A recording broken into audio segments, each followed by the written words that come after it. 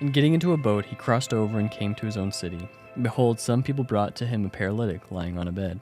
And when Jesus saw their faith, he said to the paralytic, "Take heart, my son, your sins are forgiven." And behold, some of the scribes said to themselves, "This man is blaspheming." But Jesus, knowing their thoughts, said, "Why do you think evil in your hearts? For which is easier to say, 'Your sins are forgiven,' or to say, 'Rise and walk'?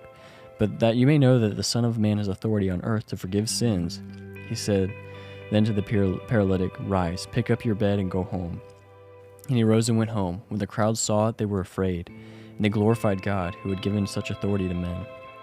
As Jesus passed on them from there, he saw a man called Matthew sitting at the tax booth, and he said to him, "Follow me." And he rose and followed him. And as Jesus reconciled at table in the house, behold, many tax collectors and sinners came and were reclining with Jesus and his disciples. And when the Pharisees saw this, they said to his disciples, "Why does your teacher eat with tax collectors and sinners?" But when he heard it, he said, "Those who are well have no need of a physician, but those who are sick. Go and learn what this means. I desire mercy and not sacrifice, for I came not to call the righteous but sinners." When the disciples of John came to him, saying, "Why do we and Pharisees fast, but your disciples do not fast?" And Jesus said to them, "Can the wedding guests mourn as long as the bridegroom is with them? The days will come when the bridegroom is taken away from them, and then they will fast. No one puts a piece of unshrunk cloth on an old garment, for the patch tears away from the garment, and a worse tear is made. Neither is new wine put into old wineskins. If it is, those skins burst, and the wine is spilled, and the skins are destroyed.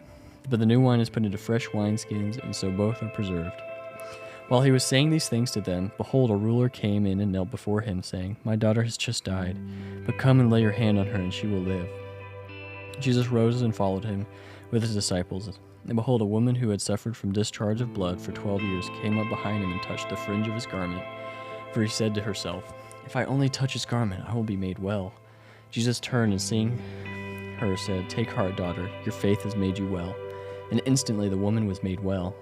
And when Jesus came to the ruler's house and saw the flute players and the crowd making a commotion, he said, "Go away, for the girl is not dead, but sleeping." And they laughed at him.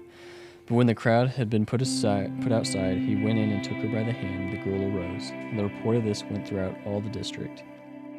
As Jesus passed on from there, 2 men followed him, crying aloud, "Have mercy on us, Son of David." When he entered the house, the blind men came to him, and Jesus said to them, "Do you believe that I am able to do this?" They said to him, "Yes, Lord." Then he touched their eyes, saying, "According to your faith, be it done to you." And their eyes were opened, and Jesus sternly warned them, "See that no one knows about it."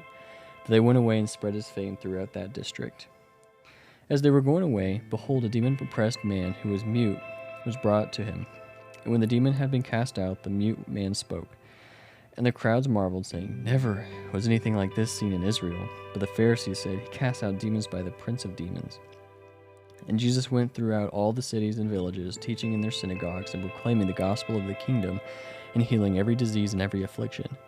When he saw the crowds, he had compassion for them, because they were harassed and helpless like sheep without a shepherd.